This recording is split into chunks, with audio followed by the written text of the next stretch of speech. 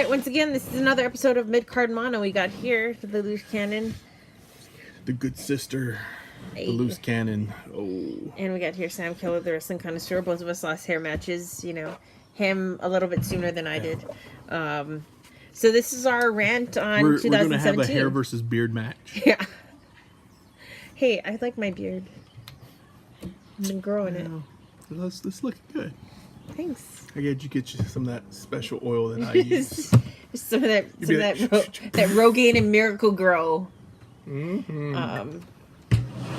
Shit works. I mean, it's gonna have to. Anyway, so this is our rant our on year in review. 2017. Rant for WWE. I would like to talk about some of the really cool things I thought happened in 2017. Nothing. Hey, so WrestleMania, the Hardy Boys returning genuinely surprised me. I screamed. It was a nice pop. The going back to the Team Extreme I thought was nice. The awakening of broken Matt. That was a welcomed surprise that we weren't really sure we were going to see or not. At least not this year. Gosh, let me think back. All of New Japan. It's kind of a blur. The gifts of Omega versus Okada, or are we specifically going WWE? Well, whatever. Really, I mean, WWE is more of the main focus because that's. We also did just rant about New Japan a bunch too. So, so WWE, another thing that I liked about this year. I'm trying to think back. Was this year. Naomi finally getting a women's championship. I've been a fan of her for a long time, and you can attest. I've always been like, why haven't they strapped her? I really like her, and then you always brought up the point of, well, they can't strap everyone because then it's the knockouts division. Yeah. But I mean, I think Naomi is super talented. I've always really been a big fan of her. So seeing her finally get that gold twice. Yeah, I was nice. I commend them on Asuka. And handling her well. For handling her so well, for her being undefeated and keeping it going on the main roster as well. Yeah, I mean, we'll see what they do with her in 2018, but they have so far have done her justice and have continued to do Triple H justice with how he handled her in NXT. So and the gift that keeps on giving Triple H in a ring. Yeah, twice this year. 3 times. Well, how many times this year? Technically more than that if you include all the extra stuff he's done overseas. Well, I mean, televised, like a pay-per-view schedule. So he wrestled at Mania, and he wrestled at Survivor Series. Who do you wrestle at Mania? He wrestled Kingslayer. That's right. He wrestled Rollins. Yeah. I would also like to say, and I've said in a couple other videos before, this year I really gained a lot of respect for Jericho. Mm-hmm. Someone who I've never really been that much behind. Did so much good for not just the product itself, I think, but for Owens. Oh yeah, you know, I mean they were having a really hard time trying to figure out where Kevin Owens is going to fall, especially after he had dropped the both the NXT belt and then the Intercontinental and just belt. Also, I will give Jericho credit with AJ too, because I remember right before AJ got signed. Jericho had him on the podcast. Mm-hmm. He was like, I hope you get signed. You know, what's taking them so long? He's like, I want to work with you. Yeah, you're one of those guys. And they had the tag team for a very short amount of time. Y2AJ, which I thought was started warming me up on I Jericho. really feel like, unfortunately, and then Y2 Jackass. It was before Vince was really sold on AJ. Mm-hmm. And I feel like that's why Jericho was given the win in the feud. Also, yes, thank you for AJ Styles really getting to be recognized as the world-class talent he is. But I know I was really scared in the beginning when he debuted at Rumble last year. Yeah. This year? Last year. It was last year's. Well, this year's technically. It was the 2017 Rumble, yeah. Was it? I think so. Oh my god, let me Because look it this wasn't up. AJ's match. It was against Jericho at Mania, I believe, wasn't it? Not this year. Wasn't It it? was last year. Was it already 2016. last year? 2016. Oh my god, we're I have dumb. no Hold count on. for time, so I swear to God, it was he. Has it He been a year? debuted. Yeah, he debuted last year in 2016. who did he face this last Mania? Oh, he fought John Cena at Rumble. Rumble. Yeah. So who did he fight? Oh my god, we're the worst marks in the world. This is disgusting. Hold on. Hold on. I don't know what my excuse is. I don't know what your excuse is. Let's see. Shane. Oh yeah, that's right. That's right. He was Shane's match this year. That's why it was so forgettable. How could I forget his hair blowing in the wind gloriously? I laughed so hard when that happened. I was like, man, they just turned the fan on and just his hair just like blowing in the breeze. It Is iconic. It kicked off the storylines, so that was good. But Yeah. It was kind of a waste of Styles at Mania. But I mean, Styles, This year was will be willing to do interesting. it. What's he gonna do? Because he's a 2-time WWE World Heavyweight Champion. Because I mean, if we're looking out, apparently there's the rumors of Jinder versus Cena at Mania, which will be interesting. I kind of think Jinder has a good chance. I don't even know if I watched this last SmackDown or not. It's been so hectic. I know I haven't. I had to work.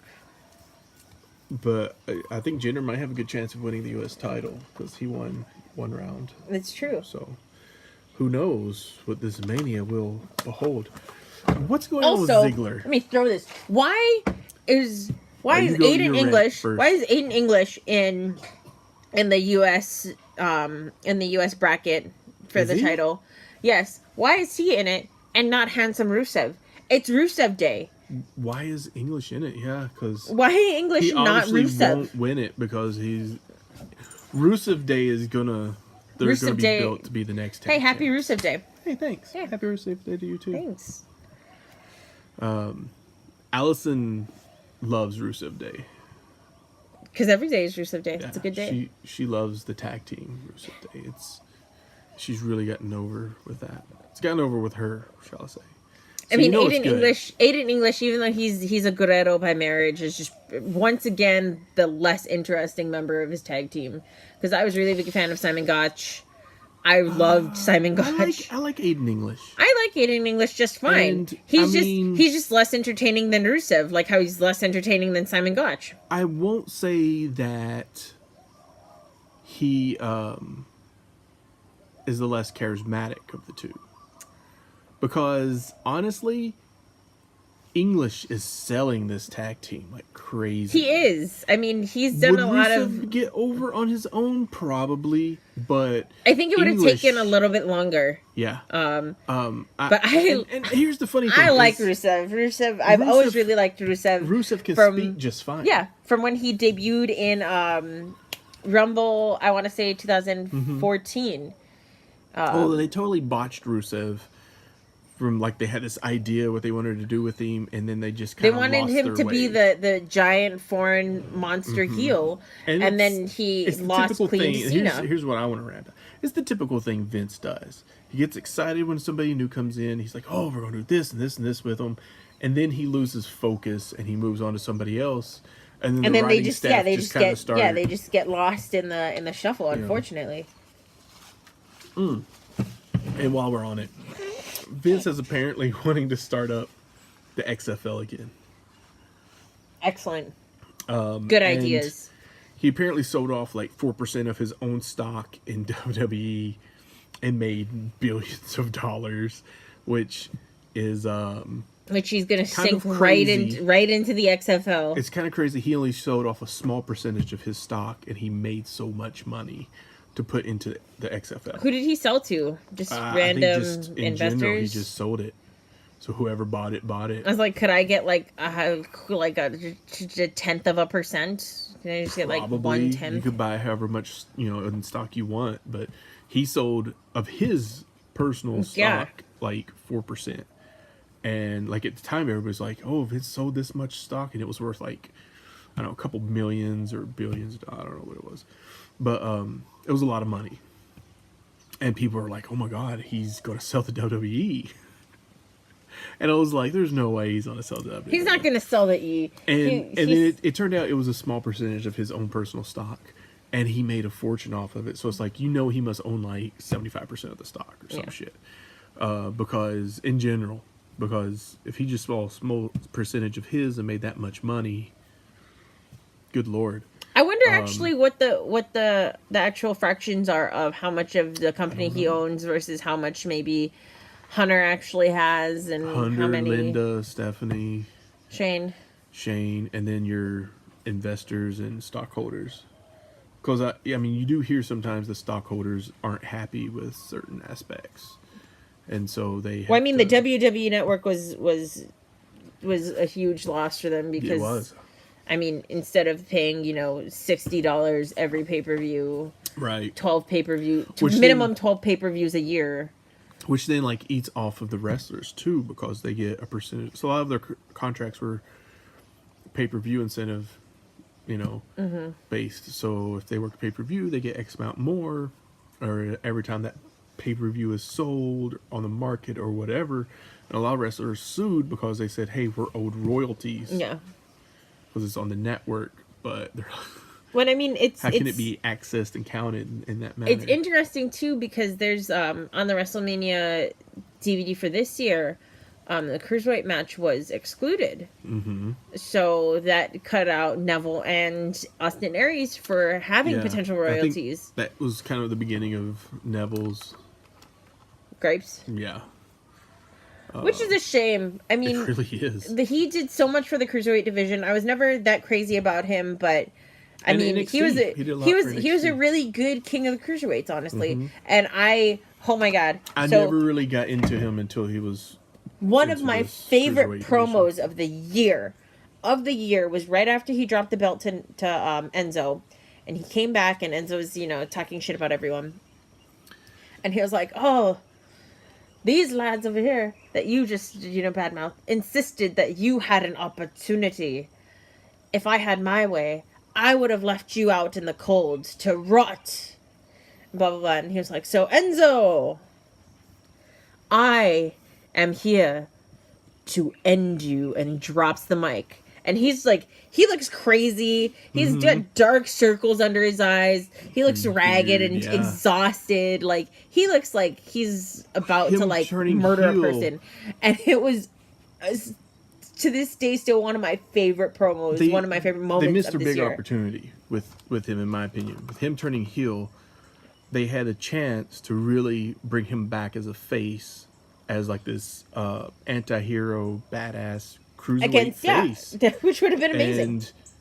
And all they had to do was really promise him, like, "Hey, another year on 205, and then we'll bring you up once we establish you as this bigger face, as king of the cruiserweights, and then move you into a program." Hey, interesting with Triple H, King versus King, and then really establish. Interesting sort of segue now.